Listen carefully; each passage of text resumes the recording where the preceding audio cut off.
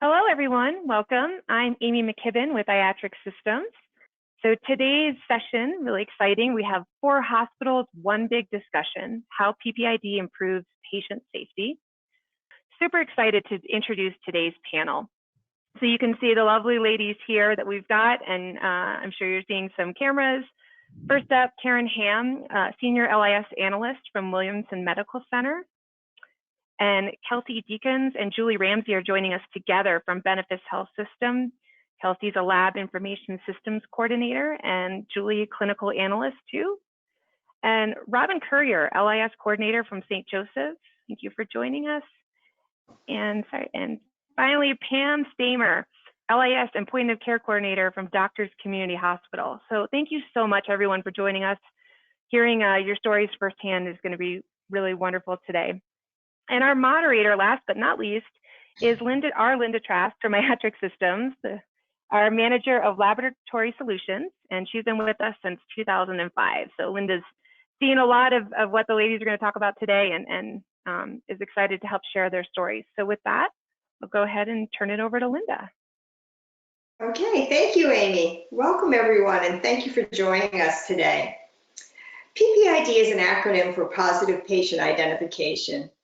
PPID is also referred to as barcode specimen collection. Today, most hospitals scan their patients' wristband barcodes when they give them medications. PPID is a similar process. The patient wristband barcode is scanned to print the specimen labels for the tubes that are collected during blood draws. Improving patient safety is the primary goal of PPID. It has been reported that 60 to 80% of medical decisions are based upon laboratory test results. When a specimen is mislabeled, your laboratory will report test results to the physician that were performed on the wrong patient's blood sample. The impact to the patient can be catastrophic. Specimen labeling errors are 100% preventable by implementing barcode scanning for positive patient and specimen identification. PPID ensures the right specimen is collected on the right patient at the right time and is recommended as an evidence-based best practice. Now let's hear from our panelists. They've each implemented PPID at their hospitals and agreed to share their stories with us and the best practices and lessons learned. My first question for our panelists: tell us how PPID reduced the errors at your hospital. Do you have an estimate of how many errors you had before PPID? How much work those errors were creating for you? Physician and patient dissatisfaction as a result of those mislabeled specimens?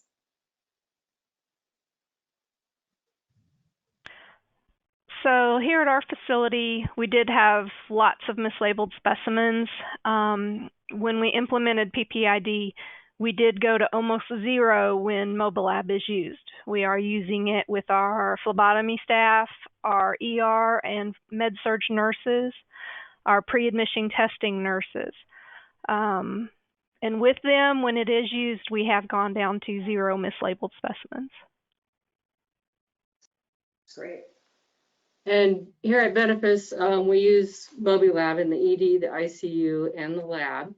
And I agree with Karen, we used to have quite a few errors, and it has gone down to 0 when MobiLab is used as designed. As far as how much work they're creating, with mislabels comes a correction to the patient record.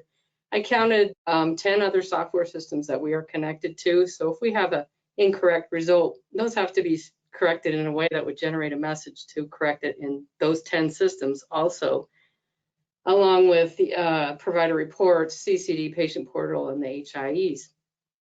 And as far as time waste, it's recollecting the specimen, the delay of the results, possible delay of treatment, taking time to document the error for the med tech, a waste of collection supplies. The mislabel includes time cost to the clinical lab scientists, the phlebotomists, the providers, the RNs, the patients, the department managers, and quality. So quite a lot of work when specimens are mislabeled. Okay, great. So we do know that the mislabeled specimens can have severe consequences for the patient. Is anyone willing to share a story It can be as simple as, the cost associated, running around correcting the problem, or after it's identified. Anything you'd like to share on that topic? Yeah, I'd like to share an incident that occurred at a hospital within our division a couple of years ago. A patient was admitted to the emergency department for a possible cerebral hemorrhage.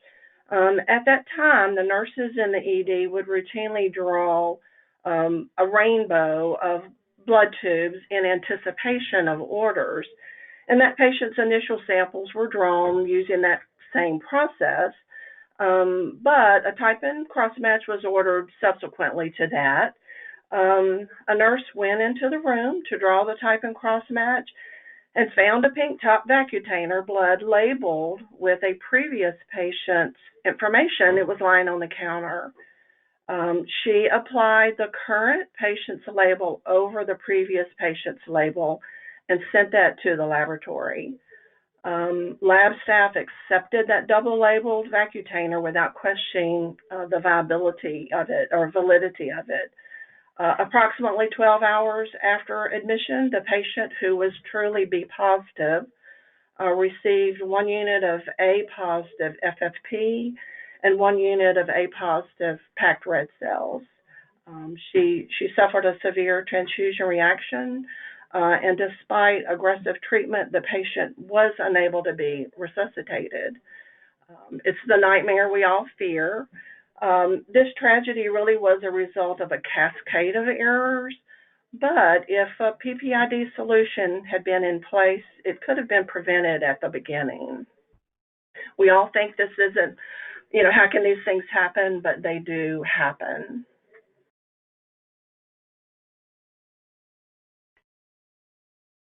This is Karen. We had another situation. Patient mislabeled specimen, creatinine results from the wrong patient went with the patient who was getting sent to imaging and did receive contrast. And this patient did impact her kidney function and length of stay. I believe it went up to about 10 days. So just the associated cost, in addition to the clinical issues, but the additional cost of the increased length of stay.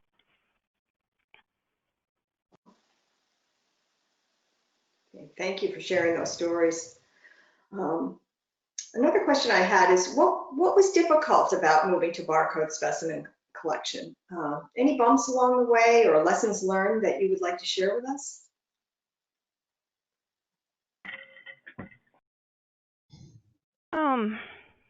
Initially, at our facility, it seemed to slow us down some. I'll contribute that to the basic learning curve. We do, this industry, we have older techs, we have phlebotomists, the nurses. It did take some time for them to adapt to it. I think if we were to implement it now with systems that have been in place, it would go a little quicker, but we have been on this for several years.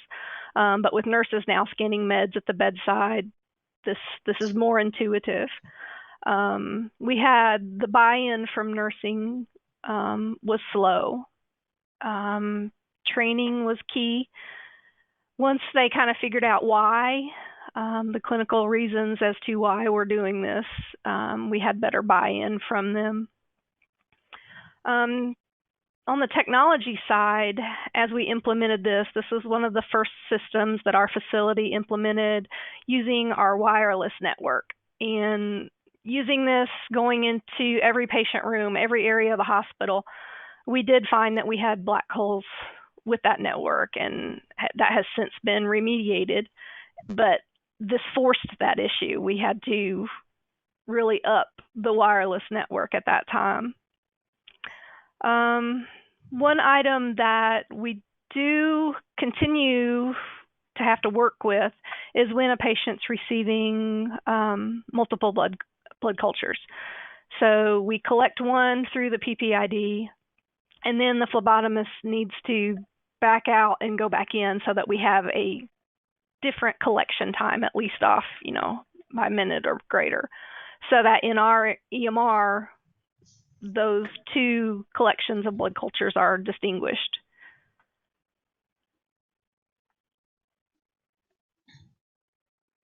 Thank you. In addition to eliminating the mislabeled specimens and errors that result from them, what additional benefits were realized using PPID at your hospital?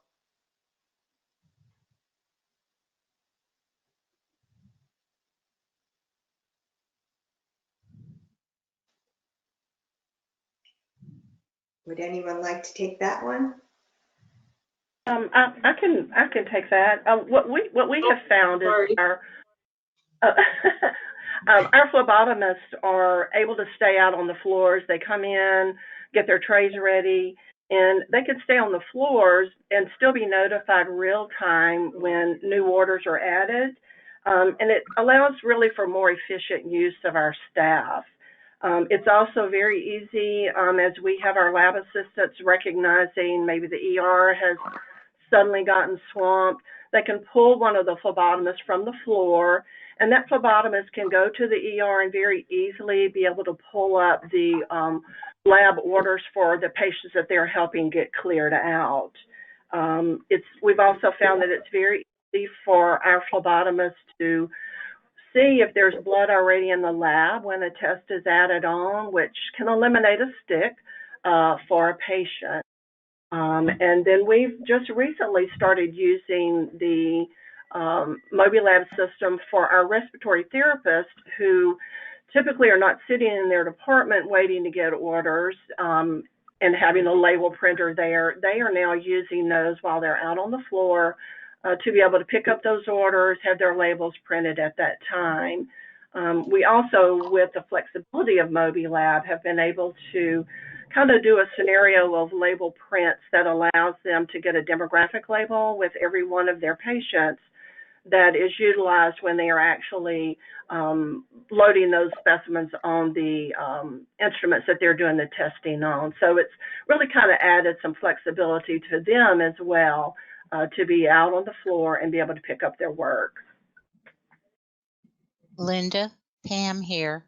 Pam Stamer here. I'd like to add something. Yes, go. Robin.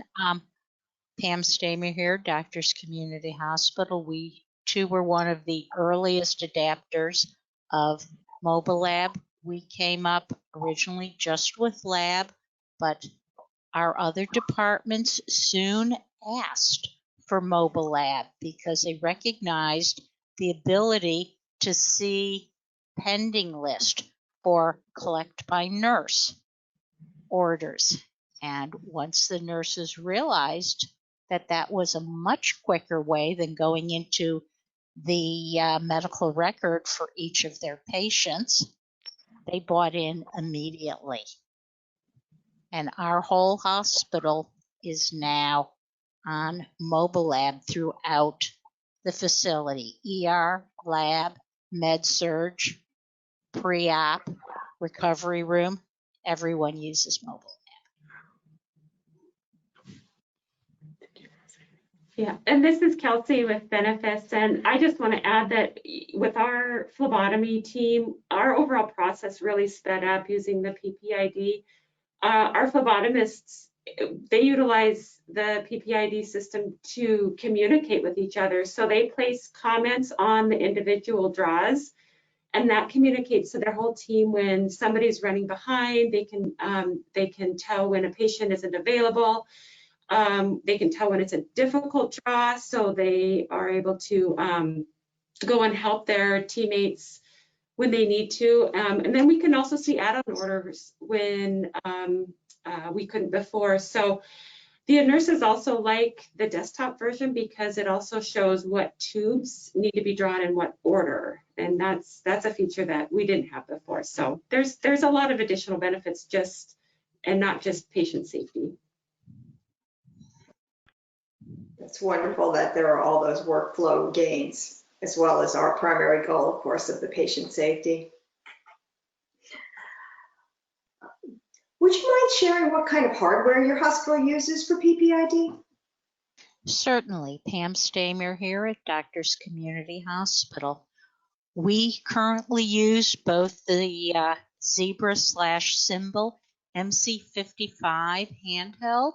Our phlebotomists use that because they found that when they tried to use the desktop cart version, they were carrying so much equipment with them that they were literally toppling the cart. So for phlebotomy, they use handheld along with their phlebotomy cart. Streamline their process. For nursing, our nurses use both handheld and desktop mobile lab. So for some of our rooms, particularly in critical care, each of those rooms has a desktop computer with a wireless barcode scanner. It's the same barcode scanner that they use for pharmacy med rec scanning. So it was very easy in critical care for them to come up on desktop mobile lab, which freed up the handhelds to then be used in other portions of our hospital. Additionally, when we went into a building that was the same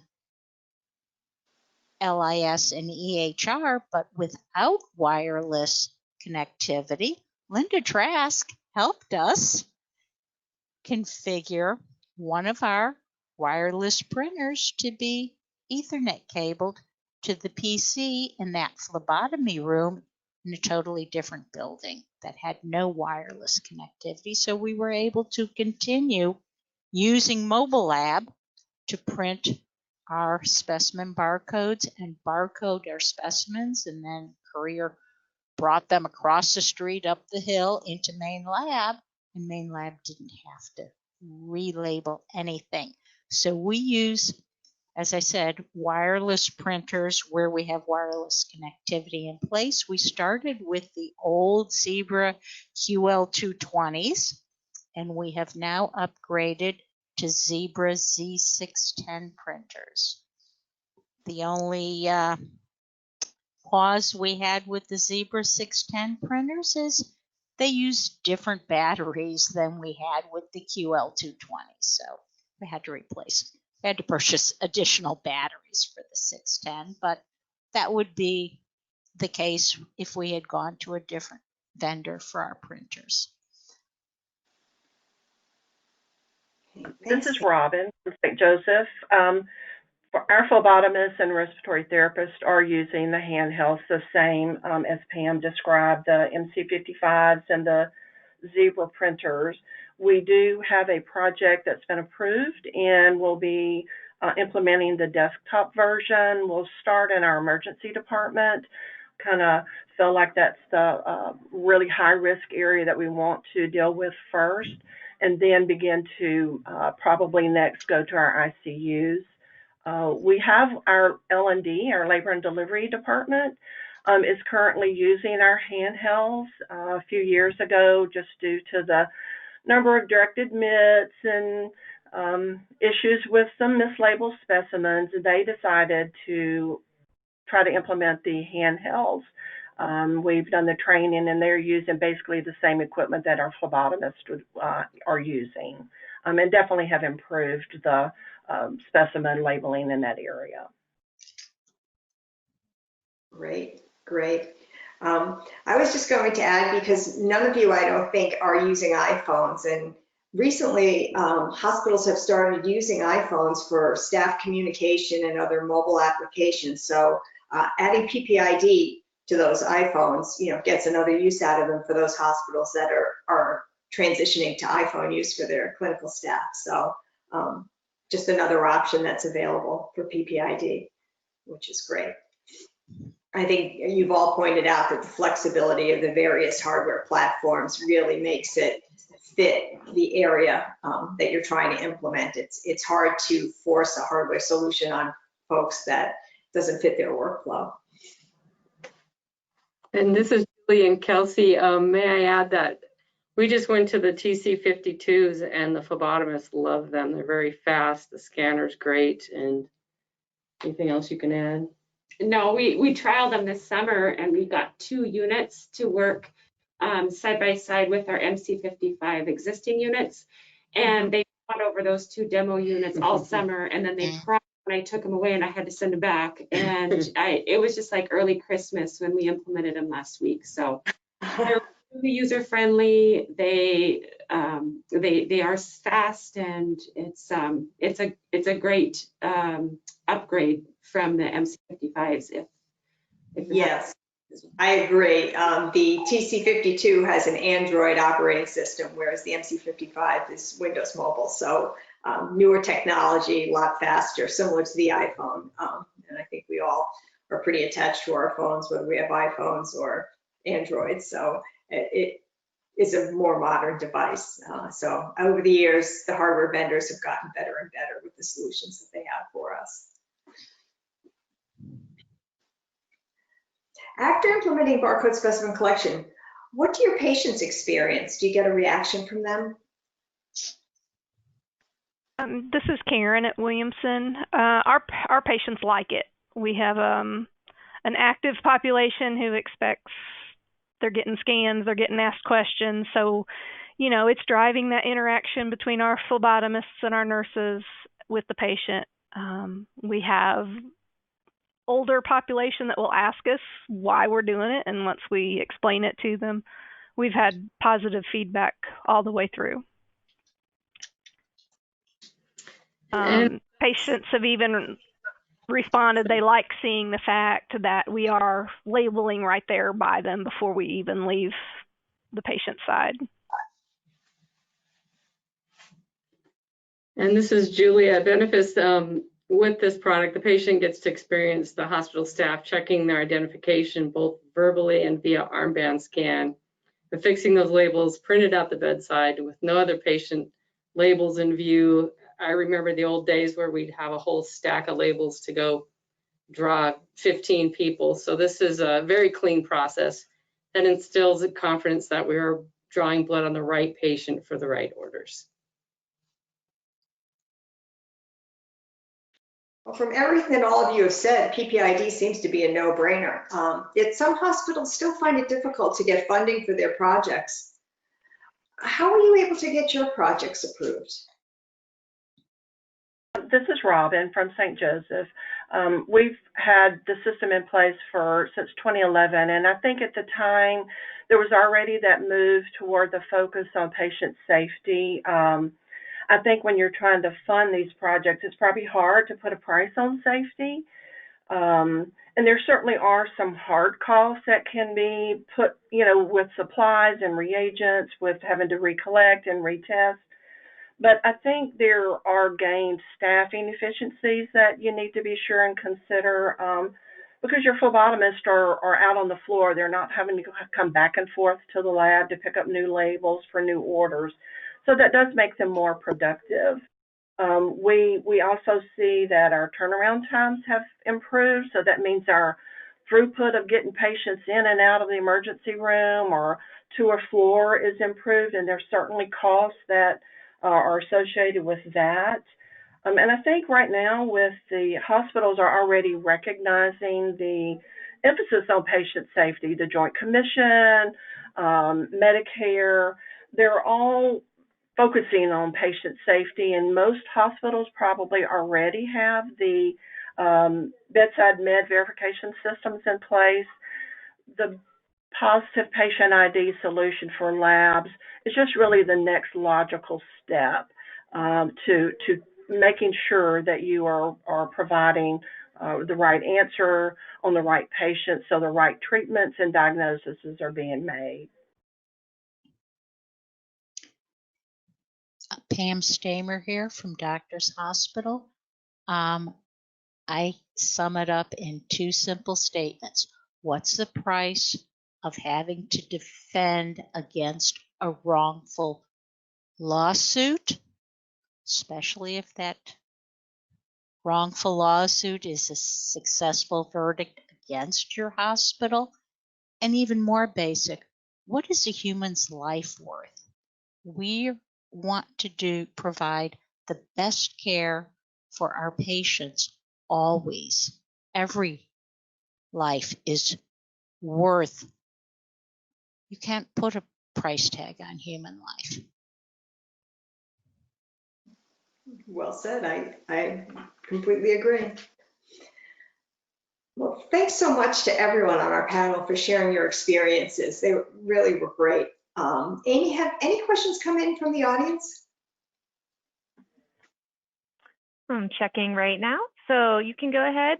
Thanks so much for the panel discussion there. And if you're listening in and have some questions for our panel or for Linda, feel free to enter them in the questions pane. In the meantime, while we're waiting to see if anything comes in, I just want to remind everybody that as we close out, you can fill out that quick survey and let us know what you thought of today's discussion. And for those of you that are participating in the challenges with Socio, the challenge code for today is PPID. So I know there's a lot of folks having fun with that. So just wanted to remind everybody of that. And Linda, it doesn't look like there are any questions that have come in while I've been talking. So I don't know if we want to, any other last thoughts on today's discussion or anything we want to close down with? Yeah, I don't know if the panel has any other thoughts they'd like to share or general comments about PPID. I mean, I feel like I'm preaching to the choir. You know, I can't see why a hospital would not implement a system like this. There's so many benefits for our patients. There's nothing better than physicians getting their results quickly so that you don't have that dissatisfaction.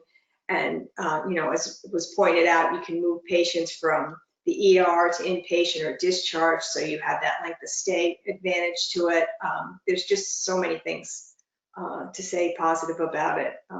I think all of you who have implemented it early on in, you know, the early 2000s had a lot of challenges with wireless networks not being as good. Some folks didn't even have barcoded wristbands when I first met them and we were implementing PPID. So now that everybody's scanning for meds, as Robin mentioned, it just seems the next logical step to further improving the safety and the environment for our patients.